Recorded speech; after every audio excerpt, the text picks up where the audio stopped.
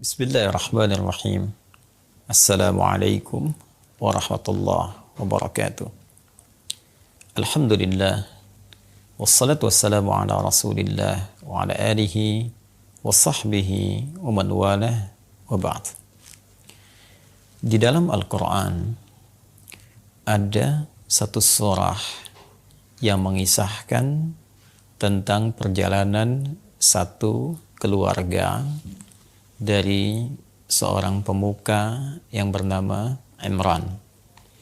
Surah ini terletak di posisi ketiga dalam urutan mushaf setelah Al-Fatihah, Al-Baqarah, yaitu surah Ali Imran, keluarga besar Imran.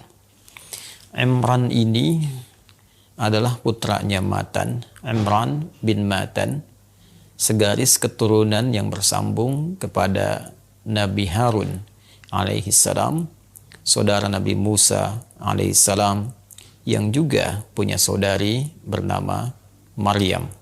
Maryam saudarinya Musa alaihi salam, juga keduanya saudara Harun alaihi salam, yang dari Harun ini kemudian melahirkan generasi Matan, menurunkan anak bernama Imran.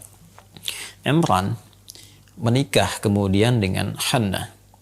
Hannah memiliki saudari bernama Yesabat atau Elizabeth yang menikah dengan Zakaria yang kemudian menjadi nabi dan pemuka juga pada saat itu. Imran dan Hannah istrinya bercita-cita memiliki seorang anak lelaki khususnya yang mereka nadarkan, niatkan untuk mengabdi di Bait Al-Maqdis untuk bisa memberikan pelayanan pada peribadatan dan membawa risalah Rabbani. Saat Hannah mengandung, Imran sesuai dengan ajalnya meninggal kembali kepada Allah Subhanahu wa taala, sehingga dalam kesendirian ditinggal oleh suaminya. Hannah bermohon, bernazar kepada Allah Subhanahu wa taala dalam keadaan beliau tengah mengandung itu. Nazar inilah yang diabadikan dalam Quran surah ketiga Ali Imran di ayat yang ke-35 itu. Ketika Allah berfirman, "Idz qalat imra'atu Imrana, Rabbi inni nazartu laka ma fi batni muharrara, fataqabbal minni innaka antas sami'ul 'alim." Ingatlah, ketahui, pelajari ketika istrinya Imran itu, yaitu Hannah, berdoa, bermohon dan bernazar kepada Allah Subhanahu wa taala dengan berkata, "Ya Rabb yang merawatku, Tuhan yang memberikan segenap kebutuhanku, melindungiku, memberikan perhatian kepadaku, sungguh aku bertekad untuk bernazar menjadikan bayi yang aku kandung ini, yang ada dalam rahimku ini, aku akan lepaskan ia dari segenap aktivitas-aktivitas, keperluan-keperluan duniawi, dan aku jadikan ia sebagai niatku untuk mengabdi saja demi kepentingan risalahmu. Fataqabbal minni, mohon terima apa yang telah aku nazarkan ini ya Allah. Sungguh Engkau yang maha mendengar setiap titian doa dan mengetahui maksud dan harapan di balik doa-doa itu. Hannah berharap seperti boleh jadi suaminya juga bersepakat bahwa diharapkan terlahir anak lelaki yang bisa mengabdi kepada risalah Rabbani, khususnya menjadi pengabdi di Bait Al-Maqdis. Namun ternyata Allah berkehendak yang terlahir seorang perempuan. Maka di ayat yang ke-36 di surah yang sama, surah Ali Imran, dikisahkan, "Falamma wada'atha qalat rabbi inni wada'tuha untha wallahu a'lamu bima wada'at wa laysa dzakaru kal untha wa inni sammaituha Maryam wa inni u'idzuha bika wa dzurriyyataha minasyaitonir rajim." Maka tatkala Hannah melahirkan, yang terlahir adalah seorang perempuan, berharap mendapat lelaki, tapi yang lahir perempuan. Jadi sangat menarik. berharap lahir lelaki, yang terlahir perempuan. Terkadang ada orang berharap lahir perempuan, yang terlahir laki-laki. Ada orang ingin berharap cepat punya keturunan, terasa lambat. Ada orang ingin melambatkan keturunan, Allah anugerahkan lebih cepat.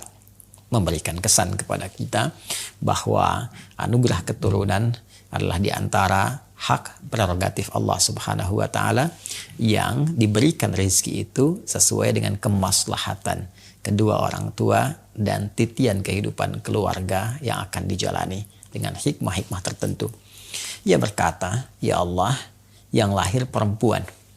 Ya Allah, yang lahir perempuan. Ini tentunya bukan sebuah keluh kesah. Ini bukan sebuah gambaran kekecewaan akan takdir Allah, bukan. Tapi gambaran atau sebuah refleksi adanya satu keinginan yang dikhawatirkan tidak terwujud. Keinginan mendapatkan bayi lelaki itu untuk mengabdi di Bait Al-Maqdis, berkhidmah di Bait Al-Maqdis. Namun karena yang lahir perempuan, dan notabene pada saat itu tidak terbiasanya seorang perempuan bisa berkhidmat demi kepentingan Baitul Maqdis, diduga, dikhawatirkan harapan itu tidak terjadi. Namun Allah menjawab dengan satu statement yang sangat luar biasa. Allah tegaskan, "Wallahu a'lamu bima wada'at wa laysa dzakaru kal untha." Hei, Allah lebih mengetahui tentang bagaimana keunggulan dari bayi yang terlahir itu. Ayat ini memberi kesan kepada kita bahwa setiap bayi yang terlahir, baik lelaki atau perempuan, itu punya potensi hebat yang tidak sama satu dengan yang lainnya. Jadi jangan pernah menghadirkan kekecewaan, menghadirkan kegelisahan jika kita berharap dari keturunan itu memiliki jenis kelamin A, lelaki misalnya, ternyata terlahir perempuan. Atau sebaliknya berharap perempuan, ternyata terlahir laki-laki. Kata Allah, "Wallahu a'lamu bima wada'at." Sungguh Allah lebih mengetahui, lebih mengerti, lebih menjangkau segala visi kehidupan yang telah Dia tetapkan. Kalaupun ada yang lahir itu tidak sesuai dengan apa yang kita inginkan, boleh jadi itulah yang kita butuhkan. Karena Allah menganugerahkan apa yang kita butuhkan, bukan apa yang kita inginkan. Apa yang melengkapi kehidupan keluarga kita, apa yang melengkapi kebutuhan pasangan dari suami dan istri yang kelak menjadi ayah dan ibunya itu. Walaysa dzakaru kal untha. Hei, sungguh perempuan pun punya kelebihan yang tidak sama dengan lelaki. Boleh jadi apa yang kau rasakan, ya Hannah, boleh jadi mungkin akan berbeda realitasnya dengan apa yang tampak dan telah Allah persiapkan. Ini memberi kesan sungguh keistimewaan yang setara di hadapan Allah Subhanahu wa taala walaupun membawa peran yang berbeda-beda. Jadi kita tidak harus membawa kesetaraan gender karena gender itu pasti berbeda. Ada lelaki, ada perempuan, tapi Allah memberikan keistimewaan yang nilainya setara walaupun perannya berbeda. Lelaki punya keistimewaan tertentu, perempuan punya keistimewaan tertentu. Tidak harus dipersamakan keduanya, tetapi keistimewaan itu akan membawa harmoni dan saling melengkapi dalam kehidupan. Wa inni sammaituha Maryam. Dengan itu aku namai, kata Hannah, ya Allah, anakku ini dengan nama Maryam. Ada yang menyebutnya Miriam. Al-Quran dalam bahasa Arab diturunkan menamainya Maryam. Wa inni sammaituha Maryam. Maryam, Miriam atau Maria. Ada juga yang menyebutnya dengan demikian sesuai dengan dialek bahasa masing-masing. Wa inni u'idzuha bika wa dzurriyyataha minasyaitonir rajim. Maryam di dalam bahasa Ibrani berarti al-abidah. Setara pemahaman dengan bahasa Arab, al-abidah, perempuan yang mengabdi. Perempuan yang menjadikan risalah hidupnya untuk berkhidmat demi kepentingan agamanya. Baik, ini memberi kesan kepada kita bahwa pemberian nama kepada seorang anak hendaknya disesuaikan dengan visi misi kehidupan yang kita harapkan dari anak itu sesuai dengan cita-cita yang kita bangun. Kalau Anda menginginkan anak itu menjadi ahli Al-Quran misalnya, maka berikan nama yang sesuai dengan harapan itu.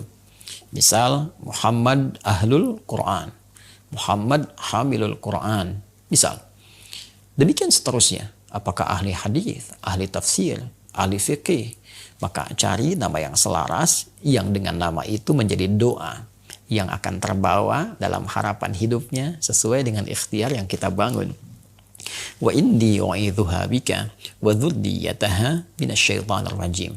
Pelajaran selanjutnya, maka Hannah juga memohonkan perlindungan kepada Allah agar misi, risalah, harapan, nazar yang telah disampaikan kepada Allah ini berjalan dengan perlindungan Allah Subhanahu wa taala tanpa adanya gangguan yang berarti. Maka meminta kepada Allah agar dilindungi Maryam ini dari segala tipu daya dan godaan-godaan setan yang seringkali melemparkan hal-hal buruk dalam kehidupan setiap manusia.